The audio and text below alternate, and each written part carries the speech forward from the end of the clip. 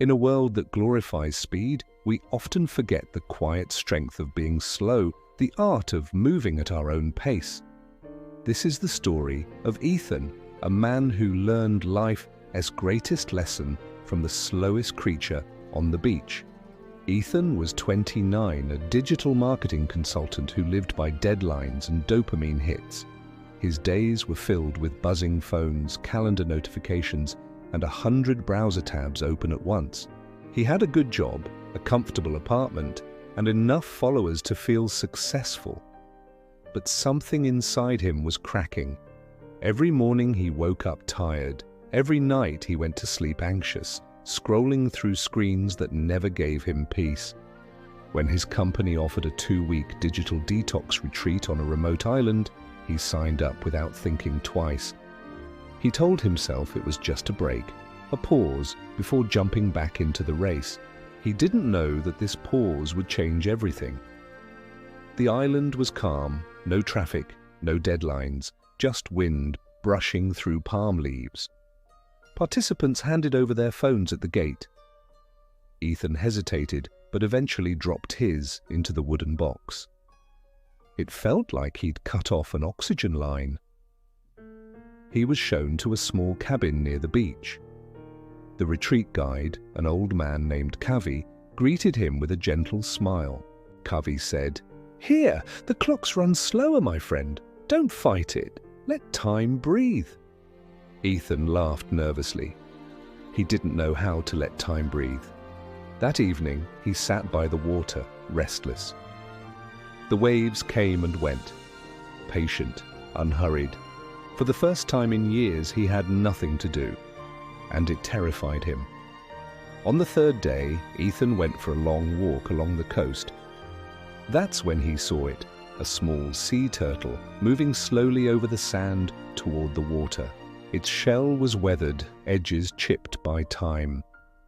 Every step looked like an effort, yet the turtle moved with a kind of quiet certainty. Ethan crouched down, watching. The turtle stopped too, as if acknowledging him. Ethan whispered, "You're so slow, and how do you even survive like that?" The turtle blinked, then continued its crawl, unbothered, unstoppable. Something about that moment stuck with Ethan. The turtle didn't rush, didn't compare, didn't doubt. It just moved. Over the next few days, Ethan kept seeing turtles, near the rocks, in the shallows, sometimes on the sand at sunrise. It felt like they were following him. Or maybe, for the first time, he was noticing them. Kavi saw him watching one morning.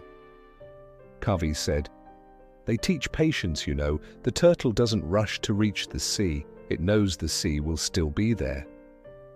But the world doesn't work like that anymore. You fall behind if you move too slow." The words landed like a pebble in his chest, rippling through thoughts he'd tried to avoid. Ethan didn't answer.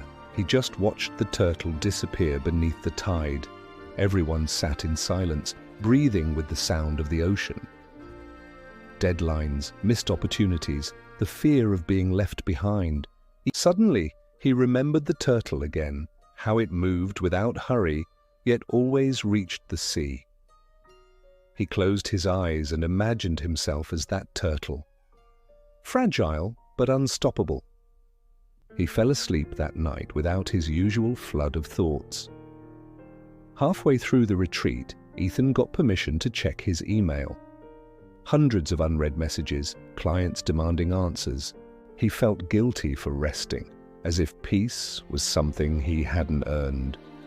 He almost packed up and left, until he saw Kavi walking toward him, carrying a clay bowl filled with water. Ethan replied, "I just can't slow down. If I stop, I'll drown." Kavi placed the bowl on the ground. Inside, a baby turtle floated, its tiny head bobbing above the surface. Kavi said, "It doesn't fight the water." Ethan stared at the little creature, and something cracked open inside him, a truth he'd been avoiding for years. He whispered, "I don't even know who I am when I'm not running." From that day, Ethan changed his rhythm. He started walking barefoot on the sand, feeling each step, each grain, as if time itself had slowed for him. He spent hours just watching turtles hatch and crawl toward the sea. Hundreds of tiny lives moving together, each at its own pace. He realized something powerful, yet they all made it home. Maybe life isn't about speed. A week later, the retreat ended. Everyone was packing up. Ethan sat on the porch of his cabin, writing a letter to himself. I used to measure my life by how fast I moved. It made me forget where I was going. I used to chase things I didn't even want, just because everyone else was running. The turtle showed me slowness isn't weakness, it's wisdom. He folded the letter and slipped it into his journal. Before leaving, he went down to the beach one last time. There, near a rock pool, was the same turtle he'd seen on his first day. It looked at him with calm, ancient eyes, as if to say, "You're learning." Ethan smiled. Back in the city, nothing had changed, but Ethan had. He still worked the same job, but he approached it differently. He no longer rushed through meals, calls, or moments. He made time for silence, for breathing, for reflection. When his colleagues panicked about deadlines, Ethan stayed composed.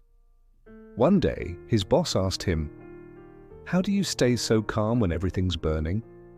He smiled and replied, "I learned from a turtle. You don't win by rushing." Months later, Ethan started a small online community called the Slow Movement.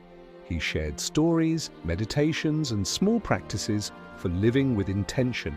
His videos reached thousands of people around the world, not because they were flashy, but because they were real. And on his desk sat a small, carved turtle, a symbol of his transformation. He would often say at the end of his talks, "The flowers still bloom slowly. The sea never hurries, yet it shapes the shore. So go ahead, move slowly." You're simply moving with time, not against it. In every one of us, there's an Ethan, running, rushing, afraid of slowing down. But somewhere, life is waiting for us to pause. The turtle doesn't envy the rabbit. It just moves, steady, grounded, wise. You don't need to move fast to reach peace. The world moves fast